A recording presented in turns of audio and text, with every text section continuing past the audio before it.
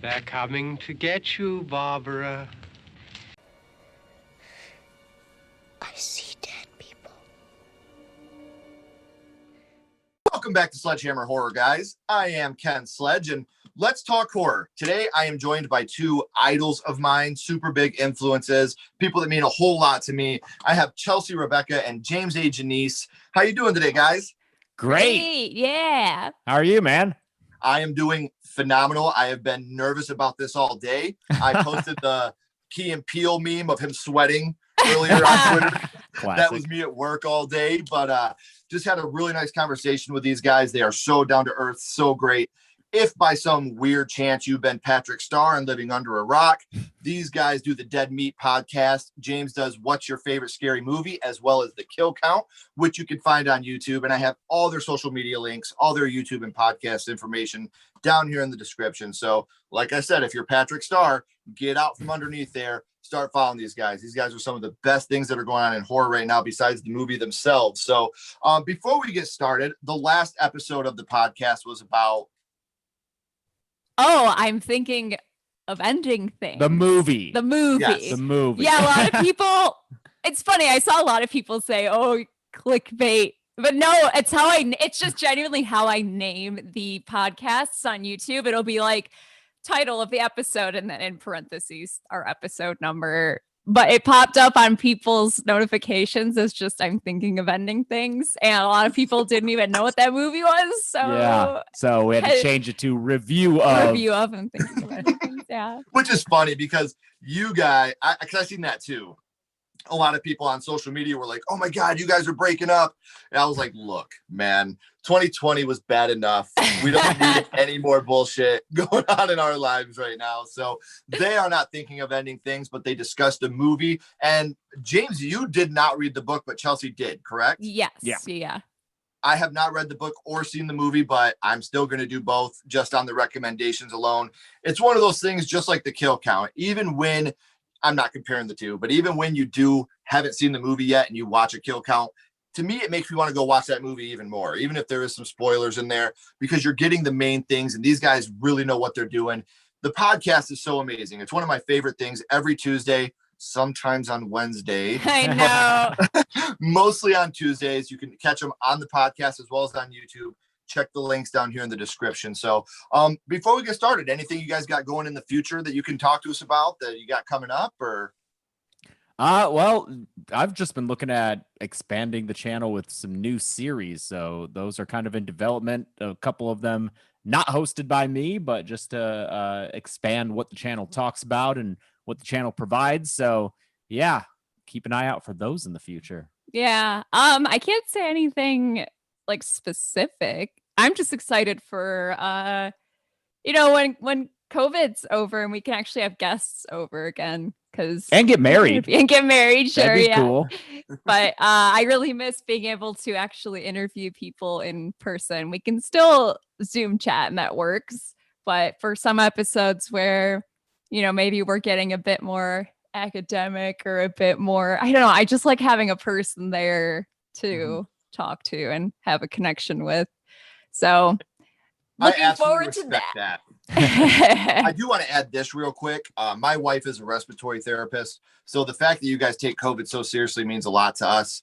I know there's a lot of people that don't want to take it serious, and to them it's just a flu or whatever. But I've always respected the fact that out of other people's safety and your own, you push back something as important and as special as your own wedding. So my wife, she deals with this on the front line every day. So from both of us, thank you guys for how seriously you take this. Maybe that can rub off on some other people and they can start taking it a little bit more seriously. So that way, maybe by this time next year, we will have Mr. and Mrs. James A. Janisse. Oh, that would be who will be so married nice. and like to get scared together. Yeah. Yeah. If your wife's a respiratory therapist, she knows that, like, because I have asthma and just general respiratory issues. I've always had like my lungs just kind of suck. Like my airways just kind of suck.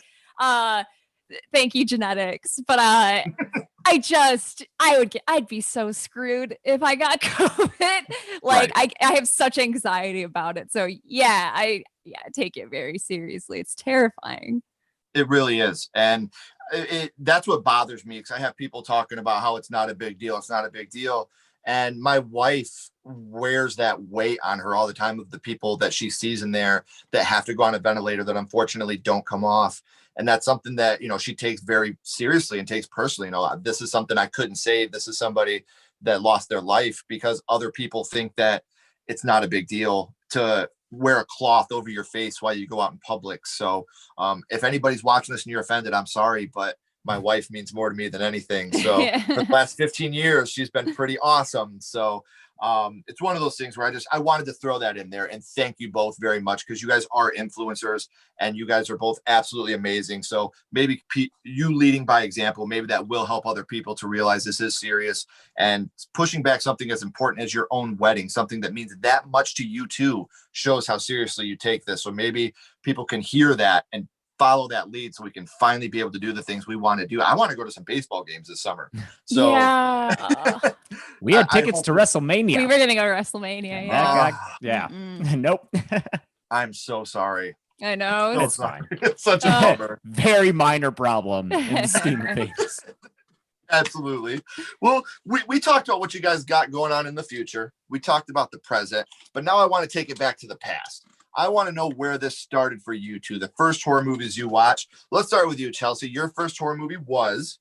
The Sixth Sense. Yeah, which is a weird first horror movie. It really is. Prestigious. Very prestige horror. That might even be one. Oh, yeah, you got the DVD. Nice. Always. Yeah.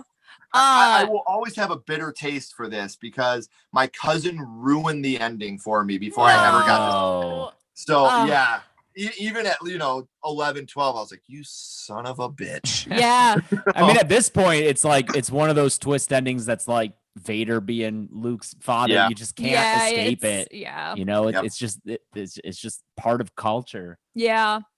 And I kind of feel like I was even too young to fully get the impact of the twist. Like I got it, but also I was so young when I saw it when it first came out. So I would have been like 9. Yeah.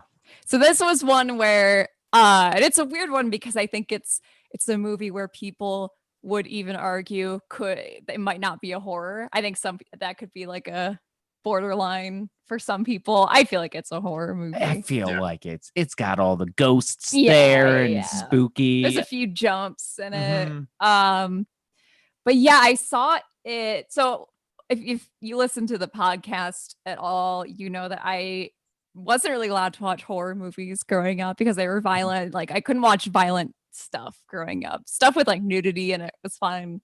But like violent stuff, that was for when I was older, which is then, as soon as I got old enough, that was when my mom was like, okay, now we can watch all the Scorsese movies together. I feel like Goodfellas is the movie that more often than not, when I go back home to Michigan, that's always on playing on the TV. But The Sixth Sense, I was at a sleepover and it was at a friend's house where their parents rented two movies. One was The Sixth Sense and the other one was Crossroads, the Britney Spears movie. Directed by Tamara Davis, who did Billy Madison. Oh, hell yeah. And Half Baked. And Half Baked, yeah. Crossroads? She did Crossroads. That makes me want to watch it. I know. Yeah. I know. I've never seen it because at this sleepover. You didn't do the double feature? No, because what it was is, and I actually think this was smart on the parents' part, if you're gonna be screening something like this at a sleepover where there's kids. If some of the kids want to watch something scary, you play them both at the same time. If you want to watch the scary movie, you can be in this room, and if you want to watch Crossroads, you can go in this other room. And it split pretty much down the middle. I feel like I remember. So there wasn't a situation where like, oh, you're too scared to watch the movie, and there's nowhere else to go. Sure. Right. So I actually thought that was smart on their part, but the thing my parents did not appreciate was the fact that I was even given that option. I think, but also I think The Sixth Sense it's not like a violent movie. Wait, why did you pick The Sixth Sense over Crossroads? Was it because you weren't allowed to watch Britney Spears or listen to Britney Spears? No, I think, well, I was allowed to like listen to, like, if she was on the radio, it's like, that's fine if she's on the radio. Right. But my parents, it was specifically her first album that my mom was like, no, because it's the sexy schoolgirl thing. And she was young when she recorded that. My mom was like, we don't need this and that. Yeah. but that, and not like, you know, it wasn't like Britney Spears as a whole is forbidden. Right. Well, now I wonder how your mom would have reacted to WAP. To WAP? Oh, my mom would love WAP. Claudia loves Claudia loves WAP because WAP is same with like when Christina Aguilera started. She did like her dirty phase. I mean, by then all those idols were in like their early 20s, and that was all fine. I think just it's the like sexualized like kid young looking, girl. you know, that's so ick. Yeah. But no, WAP, yeah, we're all about WAP. I'm sure Claudia would have no problem with her kid learning what WAP is. That's awesome. So yeah, I don't know. I think I just picked it because I feel like looking back on it now, that's such a weird like foreshadowing of who I ended up becoming, because in that moment I just thought, no, I kind of want to check out the scary thing. Even as a young kid, I was like, I want to see if I can do this and watch it. And I had a great time. I enjoyed it from what I remember, from what I was able to grasp of that movie. Right. And what you talk about, it might not be a horror movie. Man, the first time I watched this movie, I'll never forget the kid walking into the room going, come on, I'll show you where my dad keeps his gun. Yeah. And he turns around and the back of his head is blown out. Yeah. You know, like you see that. I remember being a little boy being like, oh shit. Like, that's terrifying. Yeah. So I completely agree. There's so many scenes in this movie that, you know, as a little kid, 'cause I still watched it as a kid, but even the woman that's been beaten by her husband, the ghost, and she's like, you can't hurt me anymore. And she shows that she's killed herself with the cuts on her wrist. Like, I remember being a little kid and just being completely terrified over what was going on at this point. Because yes, it's a movie about ghosts, but there's a deep underlying issue of love in this movie and lost love. And to me, watching this woman that had been, even as a little boy, been pushed to the point of suicide because of what her husband was doing to her. And she was almost proud of herself. Like, you can't hurt me anymore. Look what I've done. I've escaped you by taking my own life.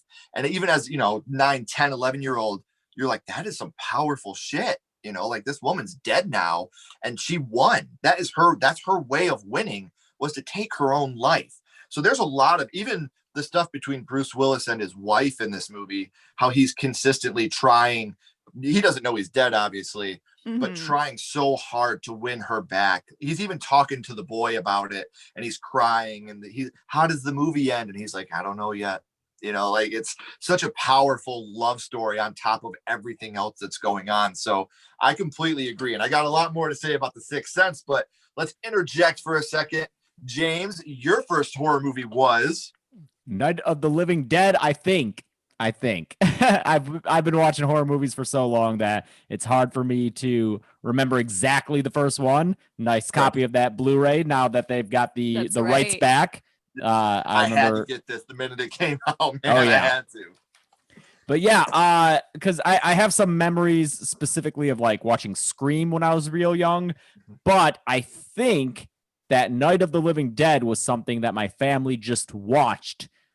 Even though my parents aren't necessarily horror fans, my mom especially does not like violence and always is looking away. But for some reason, Night of the Living Dead was one of the ones that the family watched. Also, Serial Mom by John Waters was in there. Serial Mom. Yeah, I think my mom just liked it because it was like a mom snapping, and I think my mom found that really hilarious. But I don't know if she just liked Night of the Living, because it is a violent movie at points. I mean, that's why it was really controversial when it came out. Because it was 68. Yeah, the scenes of cannibalism, like that kind of movie gore, wasn't like beyond. I mean, you still had stuff like Blood Feast and, you know, things from, but that you had to really seek that out. Yeah, they were such Night of the Living films. Dead, I think, was just such a bigger movie that was more accessible to people who otherwise would never see that kind of stuff. That really like freaked people out. Yeah, so I don't know if maybe you have a kid dying in this movie too, and reanimating. Yeah, and then murdering her mom. Yeah. Yeah, that's some dark shit. But I don't know if maybe just the black and white aspect took off some of the edge for my mom, so it wasn't all this red blood and guts that we were watching. But I mean, I covered Night of the Living Dead It was one of my earliest kill counts. It's so early that it definitely needs a remake because it's just so shoddy. And I think that one specifically has the worst sound quality of any kill count I've ever done, even worse than the ones that I did before it, because I had been experimenting with a new audio levelizing thing. So that one I've been there before. Yeah, it sounds bad. Yeah. It's not good. But I mentioned in that kill count that I'll always remember my mom when the truck explodes with the young couple and kills them, and then the zombies eat their charred remains. It really made me sad as a little boy, and my mom just being like, no, it's just it's like they're eating fried chicken. And so yeah. So I've told that story a lot, including to the actors of the Night of the Living Dead that we've met in person at conventions, and I always find it pretty funny. Oh man, yeah. Judith O'Dea is the nicest she is woman.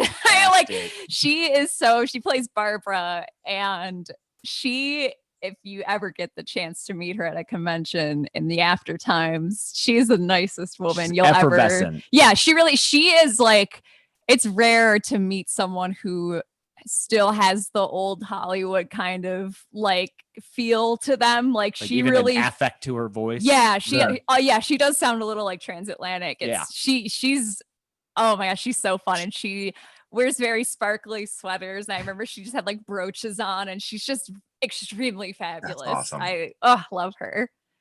That's so cool. And it's cool when you are actually able to meet these people that influenced you at a young age and be able to tell your story to them, and just watching their face as you're telling them this story, you know, like how much they mean to you.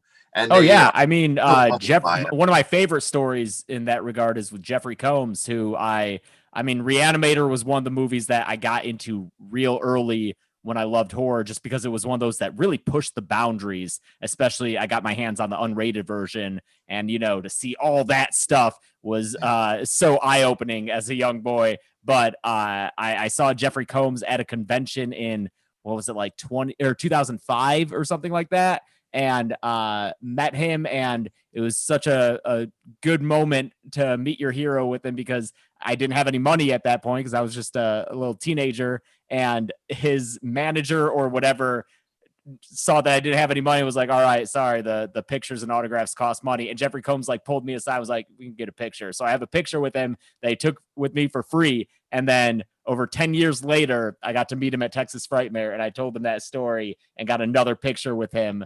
And I put the two side by side. And it's just, I love it so much, because for him to have played one of my favorite characters in one of my favorite horror movies, and for him to be such a nice guy, it was amazing. It's always cool to hear that, man, because you have so many people that could have just been like, rules are rules.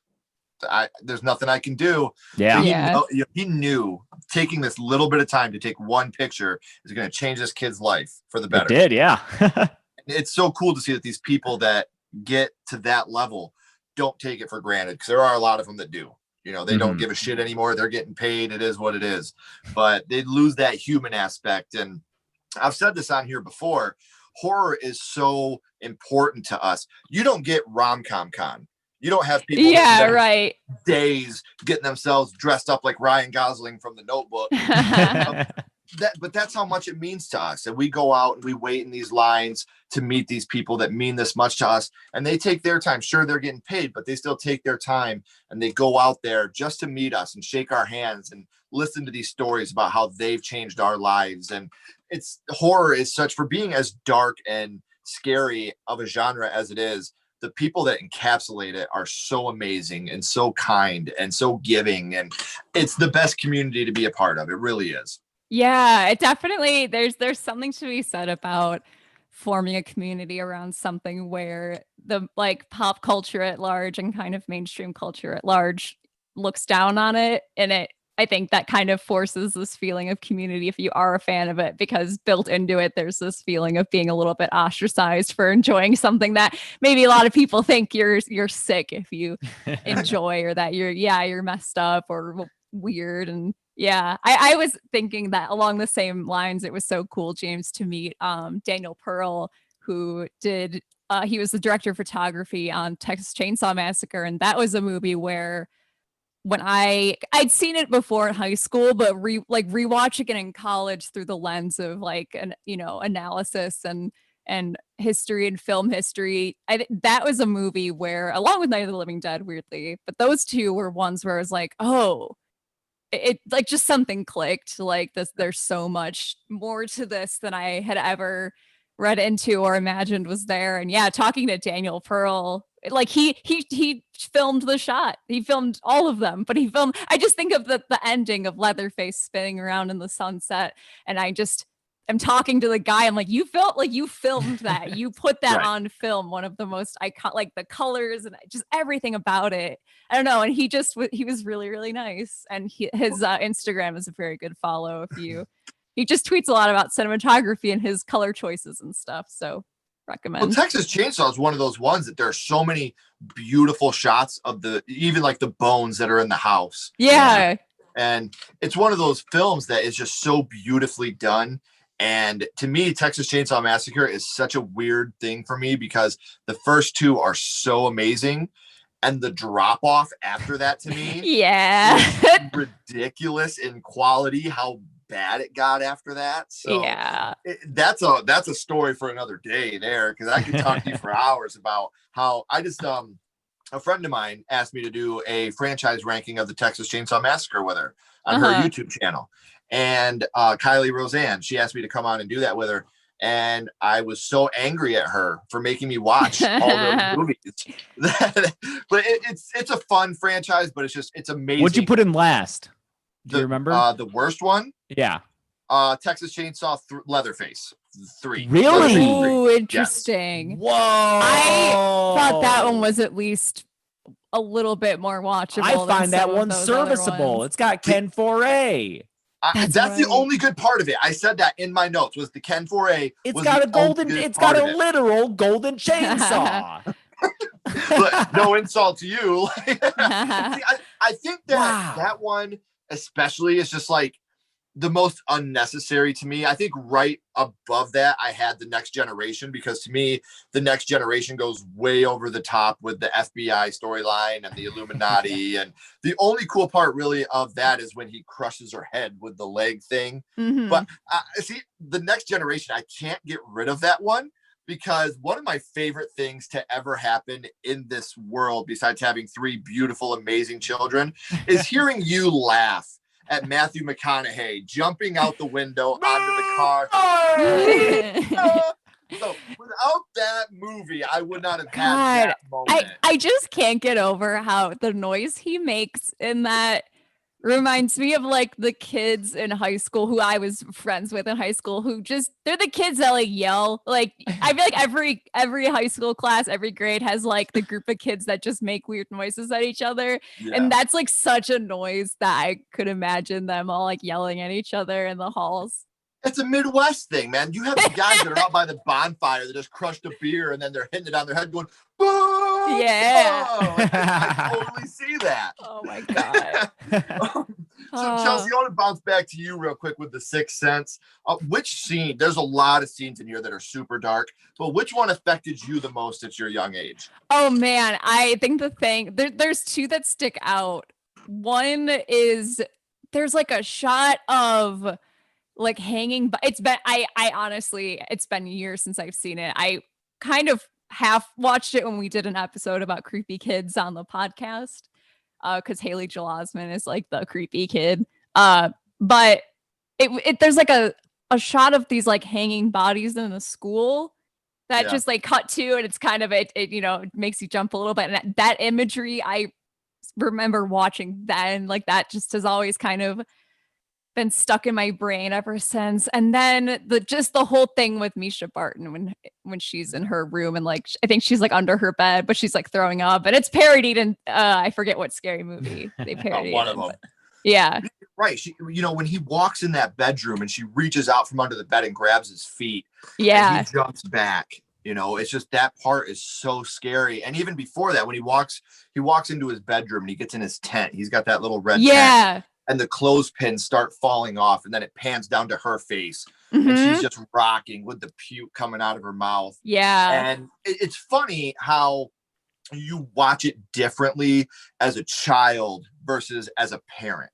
There's so many aspects of this movie now that I watch as a parent that, one scene I wanted to talk about with you guys, when Haley Joel Osment's character, when he goes and Misha Barton grabs him by the feet, the reason she does that is she slides the box out to him and he opens the box and there's a VHS tape in I was there. gonna say there's the tapes and stuff. Yeah. And he walks down and gives it to the dad, and they're all, the dad puts it in and he's sitting there watching it, and you see her playing with her puppets, and then she hears her mom coming, so she moves the puppet so the camera's on her bed, and she goes and lays in bed, and she's like, Mom, I'm feeling so much better today.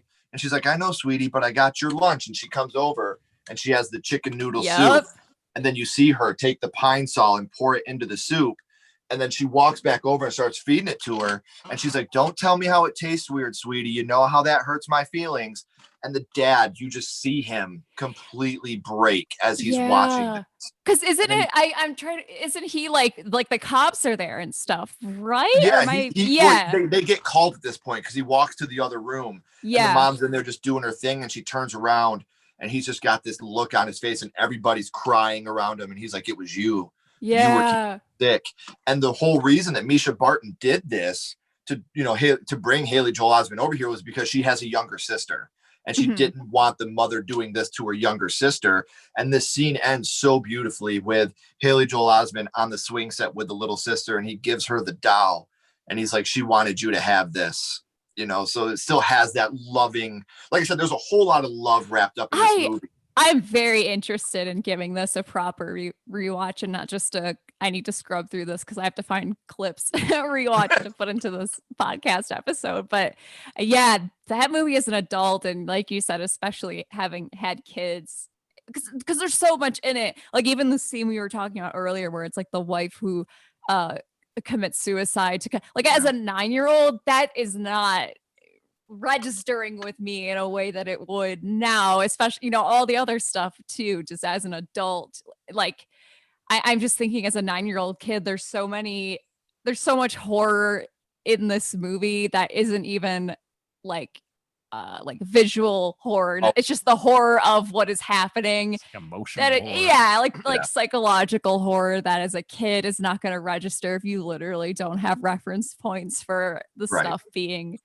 discussed. And because it's really kids not going to intense. understand domestic abuse, hopefully. And even not understand why is the mom doing what. And I mean that alone, that is something that on a primal level is terrifying. The idea of your someone's mom doing that to them as a kid. That's scary. But I'm not going to know what Munchausen's is as a 9-year-old and Munchausen's by proxy and stuff, and understanding the psychological. Know what that was until my wife went to college. I was like, we seen that episode of Forensic Files, and I was like, that's a funny word. I didn't know about that until Sharp Objects. Oh yeah. Yeah, that was just a few years ago. Yeah, but that's there's a whole other layer to that of just weird psychological stuff beyond just the fact that it is terrifying that it's a mom doing this to her kid. It's just also the concept of why someone would do that is it's weird you can't really unpack that as a kid. And I'll be honest, 100%, I'm an open book. This movie made me weep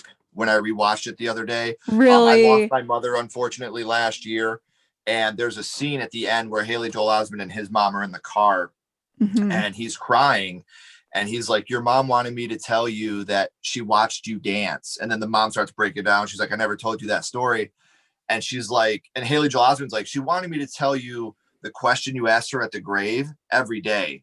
And then she starts crying again. And he's like, what'd you ask her? And she's like, I asked if I made her proud, and it's just like, you feel like, because at this point, she didn't really know if he was seeing dead people or not. But this is the point. This is where you see the bike lady. Oh, yeah. Outside the car, and he's like, the woman up there died. I can see her outside the window. And then they get into this deep conversation about her mother and how he talks to grandma. And this really is where she realizes this is real.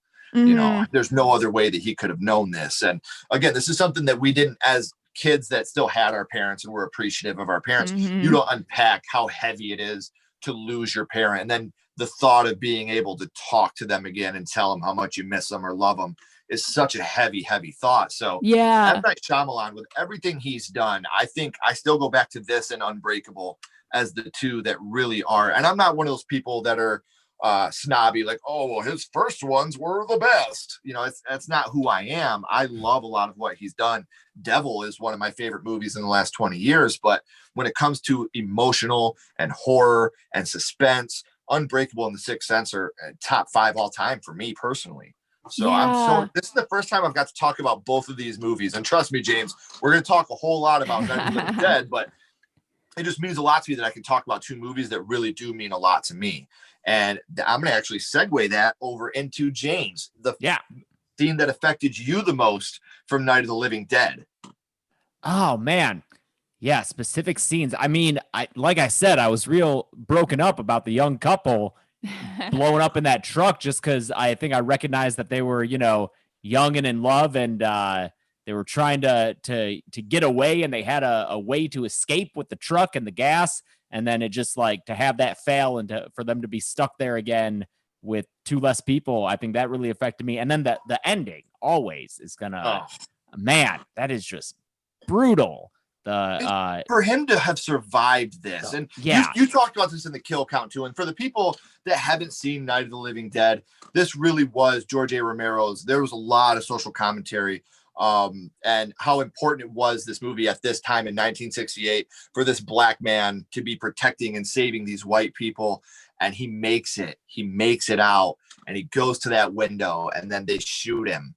That's, to be honest with you, that's the only thing that I like more about. I do not dislike the color version. Mm-hmm. I do like the color version very much. I think Tony Todd's amazing in it, but I really dislike how they made him a zombie at the end. I don't like it. That really bothered me. But in this one, it's that moment of pure tragedy. This is really a tragic ending for this guy that you're really pulling for. And we also see Barbara die as well. There is no final girl in this, because we watch Barbara get pulled out into the It happens so suddenly and unceremoniously. There's not like a big moment. It's just like, oh wait, is that Johnny as a zombie? And then she's gone. She's pulled out. There's no violin swell there, no. Bye, Barbara. One minute she's there, 1 minute she's gone. It's like, wait, we were with her from the start. I thought she was the main character. That's something that like I've never like explicitly put a finger on until just now thinking about it. But like, it is kind of crazy how in that movie, because you meet Barbara first, like you think she's your main character, and the fact that she's a blonde white lady too, like I just think of like a Hitchcock blonde. And even in like even in Psycho, where you have your blonde leading lady get off like halfway through, it's done with a lot. It's the scene from that movie everyone knows, the shower scene. And I think it's so to take it even a step further, the idea that like we don't need to even make this main character, this woman who we think is the main character, precious. Like we can discard this blonde white lady so easily. Like that, especially then I feel like that's such a transgressive thing to do on screen, to not even like, even if you're gonna do it, I feel like a movie would still give it some ceremony and like, oh no, isn't this tragic and very sad? But the fact that this movie does it so casually, that's such an interesting choice to make. Well, and I think the funny thing, when you're saying that, a lot of the deaths in this movie are very unceremonious. Even look at Johnny at the beginning, the way he hits his head on that gravestone. You're like, as a kid, I was always confused. I was like, wait, he died? Yeah. He just fell down. What happened there? Yeah. And then even like you got when Harry gets shot, you're like, oh, you're kind of like, well, shit happens. Fuck that guy. But I mean, I think the most I guess most ceremonious would be Helen.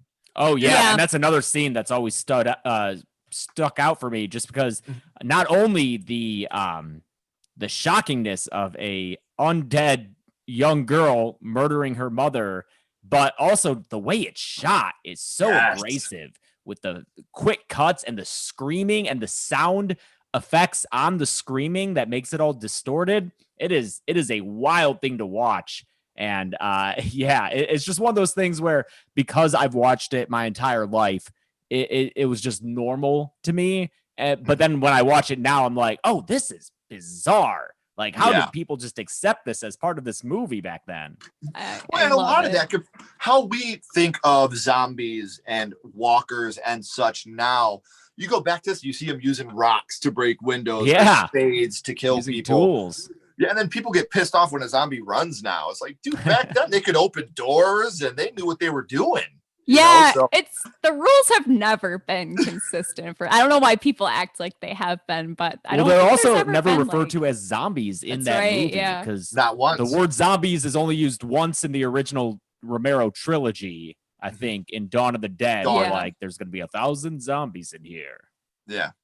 I think the Dead trilogy is one of the best horror trilogies. I absolutely love the Dead trilogy. There's not, see, people argue that Evil Dead, that one with me, but Blasphemous, I get it.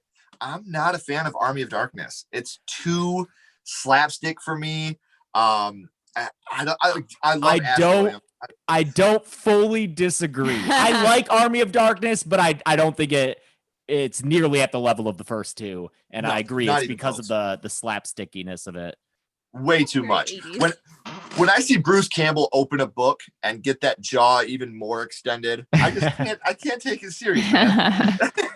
So yeah, the Dead trilogy is one of my like those were also some of my first like horror movies that I went out of my way to watch were the Romero zombie movies, especially that original trilogy. I like went out of my way to go find those, and just fell in love with them. Especially Dawn of the Dead was one that as a teen, I think just the colors in it just looks so like it's a very orange movie, and I just Dawn of the Dead was always my favorite growing up. Yeah, but it's been so long since I've seen them. I wonder.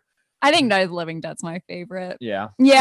I don't know. I wouldn't be shocked if Day of the Dead ended up being Day of the Dead. I mean, they're all amazing. They're all it's great. very hard to pick one. They're all, which is funny because of the original three, Day is my favorite. Oh, and great. Of the three remakes they've done, Day is my least favorite. Okay. Yeah. I don't think I ever saw the Day remake because I've definitely seen the remake. Savini Night and obviously the one that cracked it all open, the Dawn of the Dead remake. Or actually, no, Texas Chainsaw came out before that. I think Texas Chainsaw was the first big remake. Well, yeah, because Dawn came out in 03. Oh, was it 03? I thought it was 05. Oh, I thought it was 04. That's funny. Oh, wow. Well, now we're going to have to figure this out. We shall see. But yeah, obviously it was one of the first big horror remakes. And I mean, I think it was done wonderfully. I love the Dawn of the Dead remake. I'm one of those people. I don't think remakes are inherently bad, but I would rather see a remake like the Child's Play remake that goes out of its way to be a little different than see, say, the Vince Vaughn Psycho remake where they just do scene by scene. And I don't hate the Vince Careful Vaughn with your one. slander there on the Vince Vaughn Psycho remake. No, I don't hate it. I just think it's unnecessary. It is the most unnecessary. That's why it's great. Yeah, but when people tell me they hate that, I'm like, so. There's really not much of a difference except for the color, right? Like, there's really not much there. So, Chelsea, I want to bounce back to the Sixth Sense. I'm having way too much fun with this. When you think about the Sixth Sense, what is the first thing that pops into your head? I mean, it's weird. Like when I think of the images that pop into my head, obviously you've got like the shot of him being like, I see dead people, and I think of like, I mean, those ones I remember from being a kid, like that shot in the school, and I think of like, I feel like the lighting in that movie is really like high contrast and creepy, and how it's almost got kind of a gothic horror thing going on. There's something like super moody about it. I think just the very specific mood of that movie is what stands out to me and what I really remember. And I think also it's just what I remember being really surprised by watching that as a 9-year-old who I don't know what, like, I just figured like, I'm going to try this out, and I just have I can do this. I'm going to watch a scary movie. Right. And it being scary, but I didn't have like nightmares after, and I was able to still like go to sleep after, and just maybe realizing that horror can be so much more than just like there's something to a psychological horror, even if I couldn't call it that at that young of an age, but kind of getting this idea that like, oh, there's different types of scary than maybe what I'm used to thinking is scary or what I assume a horror movie is. And that being, so that's what I think of. It's just like the really specific mood of that movie and what's going on there. Horror doesn't have to be this. Yeah, like, Like, I totally get what you're saying. And to me, the older I get, the more I appreciate. Don't get me wrong. I still love, I think Host was absolutely amazing. Oh my God. Yeah. That was one of, there's so many jump scares in that movie. And I think it's brilliantly done. I was so lucky. I just got to have Gemma Hurley and Jed Shepard actually on the show. They're so awesome. sweet. We're doing something with them at some point, but we're Twitter friends. That's cool. I wait.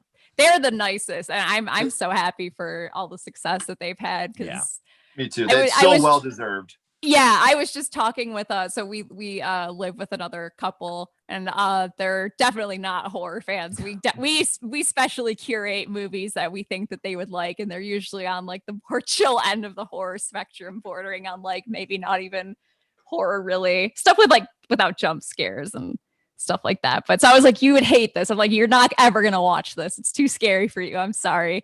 But even just talking with my friend about like the fact that movie, they made it, and it's a concept where if you pitched that to me, I'd be like, like I don't see how we can do anything with this that hasn't been done. Like we had Unfriended, and like it just, I don't know, another kind of found footage. I don't know if it's necessary, but they went and did the damn thing, and they made like one of the best horror movies of that last year. Like, I don't know, I just think that that's super ballsy, And I absolutely love the fact that in this movie, and this is something so minute and so little, I fucking love the end credit scroll. How it's the Zoom thing. Like, I thought that was so brilliant. And I told that to them too. I was like, I'm so happy that you guys did that, because it really sticks with the realistic aspect of, and funny enough, Gemma's first horror movie was the Blair Witch Project. And, nice. I was like, that's so super rad, because this is already one of those, just like the Blair Witch, where it completely revitalized the genre. Back then, we didn't have Google in our pocket to see if is this real or is it not. I remember being like a 14-year-old little punk rock badass smoking a cigarette in my friend Sarah Tuckerman's front yard, like, that shit really happened, bro. They're fucking dead, man. Like total like douchebag kid. Like, yeah, they're fucking dead. My uncle knew that guy, man. He fucking died. Like, so the way that they did Host is already garnering copycats. And to me, I go back to Kurt Cobain, and he said he knew Nirvana was onto something right when Weird Al Yankovic asked if he could parody one of their tunes. When people start doing that, you're doing something right. And I think that's something with Host that they could be really proud of, is they've done something. And I've seen it was just ranked in the top 30 horror films of all time already. Yeah, like, that's crazy. amazing. Like they made such an instant masterpiece. And I even after because we watched it a little bit later, like I'd already seen reviews of it, and everyone on Twitter going, oh my God, it's the scariest thing ever. And that's always like, that always kind of sucks when that happens, because I hate having an expectation like that. I'm like, all right, I'm excited, but I'm worried that now. And no, it was still, it's fun as hell. It is. I was shaking by the end of it. My adrenaline was just through the roof. And I ordered my VHS copy today. Oh, great. They have special VHS copies.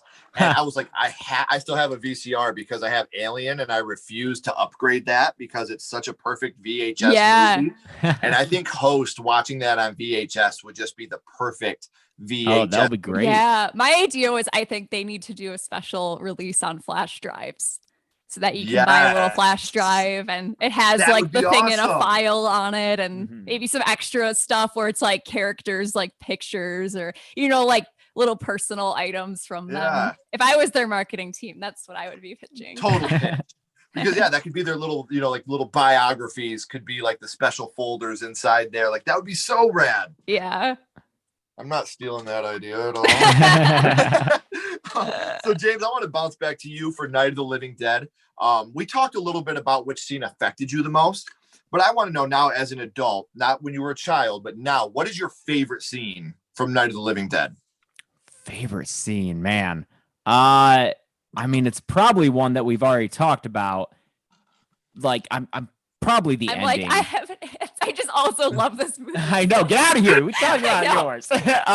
No, you know what? I love the ending just because of how bleak it is, and I love the the news report with the locals while they're describing like how they're going to be hunting down the zombies, especially the line. They're forming a posse. Yeah, the posse, which is like so sinister. Yeah. Yes. In retrospect and like symbolically, but it's still one of the funniest lines ever to me when that one guy is just like, yeah, they're dead. They're all messed up. And just his line delivery is so great. But I think the reason that scene is so good to me is because it, you know, you spend the entire movie inside that farmhouse, and that's really, you know, I thought you were going to ask me what you asked her of like what pops out to you first thing when you say Night of the Living Dead. And I was going to say the farmhouse because you just spend your whole time in that movie, and it becomes I mean, so many other movies and even games do this. I'm specifically thinking of the Call of Duty zombie game that, you know, no small part inspired by Night of the Living Dead, where it is a like defend the home type situation. And I think that this movie does it so brilliantly. You feel so trapped in there, and you know, you're with them with like bar up the windows and close all the doors, and like, do we go in the basement? Do we stay upstairs? And I've always loved that kind of survival aspect of movies where it puts you in the character's shoes and asks you, well, what would you do in this situation? And would it be the right choice? Would you survive? And between that and the kind of home invasion aspect, which I also really like, you know, movies like The Strangers, I think are fantastic. You're Next, in a way, is the same way. I just love that one location, good guys inside, bad guys outside, try to keep them out type thing. I love that situation. Yeah. But It's so, go ahead. No, I love that the scene with the news report is your release from that. It shows you how the rest of the world is seeing and experiencing this situation, and it really zooms out so much, and it gives you the hope too, because you know you're spending the whole movie with this small group of people, and they're trapped, and everything they've tried has failed so far, and the truck blew up. It's like, how are they going to get out of this? And then you see this news report of, yeah, no, they're working on it. There are people, you know, forming squads and going out, and they're trying to rescue people. So like, it gives you that hope, and that makes the ending so much more powerful because it raises your hopes and then dashes and to me, them. I've always said that this and The Mist have the most upsetting endings of there is that hope that is dashed right before the hope gets there. Yeah, exactly. The Mist is very similar to this movie in many ways. Yeah. Oh, absolutely. You got the grocery store is the one location. Yep. You're trying to figure out how we can get out and keep the bad things from coming in. And I mean, with all these movies, the internal conflict between the people there is always really interesting to me. In Mist, it takes a religious tone, and here it's, you know, it's not necessarily written to be a racial thing, but with the casting, it is, and it's so good. And The Mist actually does a similar thing that I so rudely interrupted you earlier. I was thinking about in regards to just the survival aspect of it. And this is something when I did a panel about zombies and zombie history at LA Comic-Con, which feels like a million years ago. It was in the before times, but like zombie movies have almost morphed into this weird survival fantasy type genre where it went from like, okay, we have to survive. How do we make do in this house? To like, it almost feels like that's what people kind of glommed onto and like started using as a fantasy, the idea. Because people, there's, you know, the which I feel like was a thing in the 2000s, not as much now, but just that kind of like, oh, do you have a zombie survival plan? Oh yeah. The Walking like Dead Reddit. totally blew that up. But even before Walking Dead, there was the like, what is it, the zombie survival guide? Or like the Max Brooks books, and zombies were a thing already. And then like Walking Dead, just like I feel like was the result of the 2000s I think, like, Walking obsession Dead, with for sure. Shaun of Zombieland the was Dead before Walking and Dead. and the 28 Days Later, and so like that was already a thing. But like I feel like you start to get zombies as like a survival fantasy, and you also at the same time you start getting stuff in media, like doomsday prepper reality shows, and there's this weird like apocalyptic fantasy that you're getting at the same time as this like new kind of wave of zombie stuff. But in the older zombie movies, and I think in The Mist, they're not a survival fantasy. There's no like character there who is like, yes, I've been prepping for this my whole life. There's no, you don't get that vibe of almost living vicariously through any character in it that you do with maybe some other zombie stuff, where it feels like the characters in it have a weird meta knowledge of what's happening. Yeah. And are like, okay, here's what we're gonna do, here's our plan. And like like the Zombieland movies are that's like the vicarious living through the zombie apocalypse thing, where you fantasize your zombie plan. But The Mist feels so much like a Night of the Living Dead because there's none of that. It just sucks. Like The Mist is not a fun fantasy to project yourself into. No. What I love about The Mist too is the way that Mrs. Carmody, who is the Christian Jesus person, is actually, you hate her more than you hate the monsters outside. You're like, that the person that by all means is supposed to be the light, with what she knows and her belief in Jesus Christ, is actually the person that you're like, fucking shoot her, please. Like, please, God, kill this woman. So and I'm glad you brought up Shaun of the Dead, because when Shaun of the Dead came out, we went, and me and my wife, we went and seen it in the theater. And when Sean's talking to his mom on the phone, and then Ed grabs the phone and he's like, "We're coming to get you, Barbara." I like marched out like oh my God, Austin's glass broke at a WWE event. I was like, "Oh, that's another good thing." Oh my God, I haven't seen Shaun of the Dead in such a Yeah, long I time forgot that that I line didn't was a even know thing. that was a reference. Yeah. Like I had seen Shaun of the Dead before I ever saw Oh, the yeah. things it was referencing, which is a weird order to do that in. But fun fact, the When guy you who watch owns it the now- bar in Shaun of the Dead is that old zombie guy in Bloody New Year. wait, what? Oh, really? Yeah, the old guy who chases them to the island. Yeah. That is the owner of the tavern. No. Oh, Yeah, in of Shaun the Dead. Winchester. Yeah. Yes. Yep. Yeah, so when you watch Shaun of the Dead again and you see Ed go, "We're coming to get you, Barbara," you're gonna know. You're gonna Oh be my like, "Yes, God. that is amazing." And it's just little things that Shaun of the Dead did perfectly like that.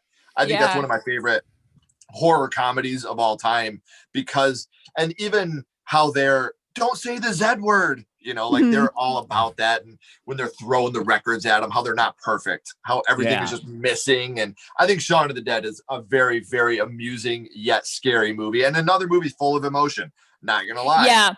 I was Anything gonna that has to do say with- the stuff with the mom, and that is devastating. anything that has to do with mommies dying now, Yeah. I'm out. Yeah. She's around my neck all the time now, and that's something that's very hard for me to stomach now. So I want to bounce back to Sixth Sense again. Like I keep going off on these tangents, but I'm having way too much fun. I can't really ask you the scene I was going to ask James about. So the next one will be for him, but for you, what is your favorite scene from The Sixth Sense? Oh God, I'm worried I haven't like seen it recently enough to give an accurate answer, because I can tell you what scared me a ton as a kid, and like weirdly how much I'm realizing I have retained of that movie, even though I saw it so long ago. I honestly don't know if I've seen it more than a couple times.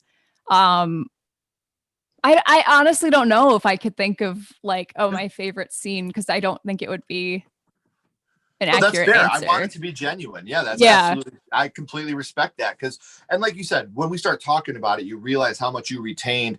That's why I love talking about our first horror movie and what it meant to us. Sometimes, like I've had guests on here where we've talked about, well, the first time I watched a horror movie, I watched Nightmare on Elm Street, and the movie scared me so much I slept without sheets on my bed, and I didn't watch horror movies after that. So your first horror experience isn't always a good one. and it's not always the perfect horror experience. So that's why I love doing this, and I love to get genuine answers. I don't like things to be too scripted. That's why I'm really vague in the questions that I send you, because I don't want it to be like an essay where you show up with everything written down. And I love to be genuine and bounce questions off of each other. So this next question, I can't really ask you, Chelsea, because there's not much of this in The Sixth Sense, but there's a whole lot of it in Night of the Living Dead. So James, what is your right? I can't say favorite because that makes me seem like such a shitty dark person, but which kill would be your, I know the answer. Sure, yes. Sixth Sense would be a weird one. Be like, oh man, the one where the mom kills your kid with chicken noodle soup.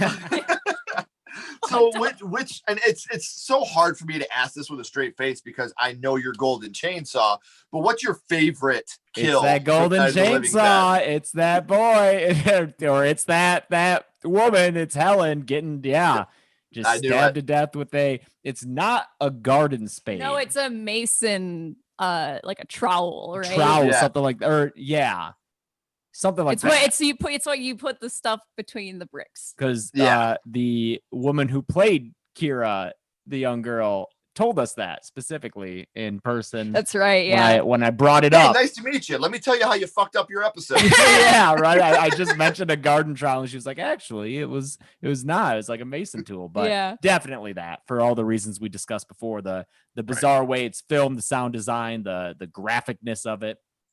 Right. Really stand out. I've got my answers written down here, so I want to see how close I am to this next question. We talked about your first horror movie, which is something that's meant a whole lot to me, but I'm going to go Wes Craven on you here and Scream. What's your favorite scary movie? So let's start with you, Chelsea. What is your favorite horror movie? Okay, so this is controversial because I've not revised things, but added things. And can I have more than one favorite? Absolutely. Okay, because at this point, I think I've got two.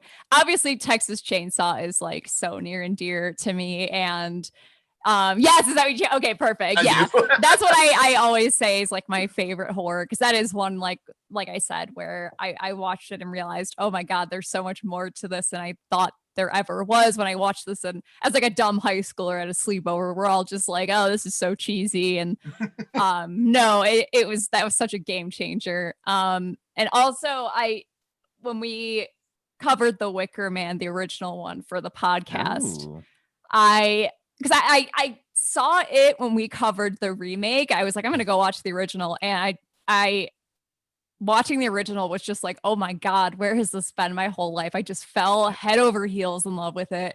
Was really pissed we weren't covering that. We were covering the remake instead.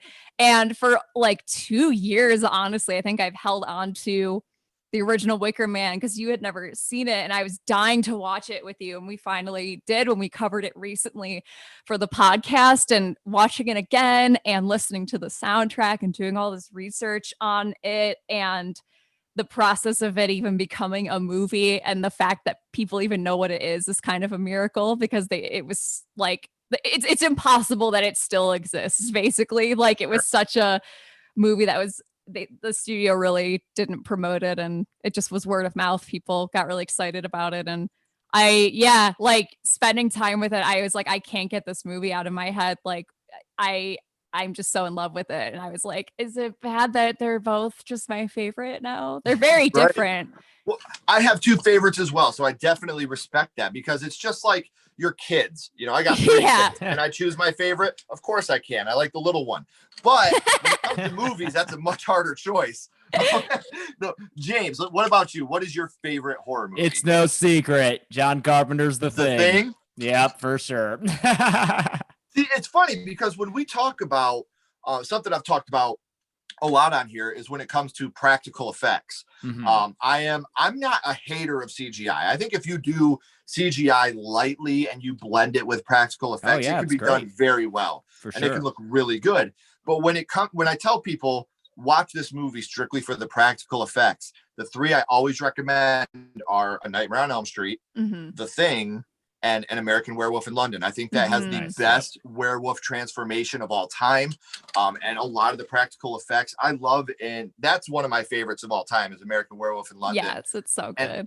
I love the more you see it, the more you pick up on little things in that movie. And it's just, it's a perfect movie to me. Now, before I let you guys go, we always end this with the same question. It's a skull count. 0 skulls being the worst, 5 being the best.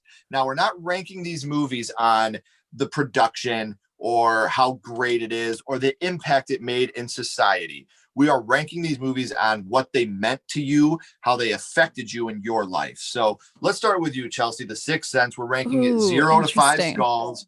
What would your ranking be of The Sixth Sense? Ooh, okay. I can't give it the full. I know right away I can't give it a full 5 because it's when I think of horror movies that had a genuine big impact on me, that's not as high up the list. But talking about the fact that, yeah, like realizing now in at my age how weird it was when I know that I was a kid who was very easily frightened and like didn't watch horror movies. The fact that I would choose to like, no, I'm gonna go in the room where they're doing the scary movie, and like making that choice is like a weird thing. And looking back, I'm like, that was kind of a big moment that when I made that choice didn't seem like a big moment that I would be thinking about this many years later. But so I give it that too. I'm gonna give it like a 3. We'll do like a 3 or yeah. That's fine. That's perfect. Yeah. What about you, James? Night of the Living Dead, 0 to 5 skulls on what this movie means to you and how it affected you. I'm debating between 4 and 5 because seeing it at such a young age, I think just really normalized horror movies for me, which obviously pretty important nowadays with where I'm at. So yeah, it's either a 4 or 5. I'll just split the difference and say 4.5. 4 if I and a can do half. that. 4 Yeah, and then just like one jaw hanging out there by itself. Yeah, because it's not my favorite horror movie. It's probably not even in top 20 to be honest. But it's obviously a great movie and it's just been with me my entire life. So yeah, very important. And that's absolutely awesome. It's so cool to hear how this started for you guys and how these movies affected you, because it's so important, like you said, with what you're doing now with the podcast and with the shows that you're doing on YouTube, with to find out how that started. If George Romero never made Night of the Living Dead, how different would we be as a society in general? I know it's just a horror movie, but that movie was so important. But how different would you be, and how different, Chelsea, would you be if we didn't have The Sixth Sense and instead you went in? Maybe you'd be, at a Britney Spears con singing some right now instead. So it, butterfly effect stuff. So yeah, it's really amazing to see how these started for you guys. Don't go anywhere, guys. I got a couple more questions for you. Everybody else, thank you so much for watching. This has been so amazing for me. Keep talking horror, stay what you are, and we'll see you guys soon.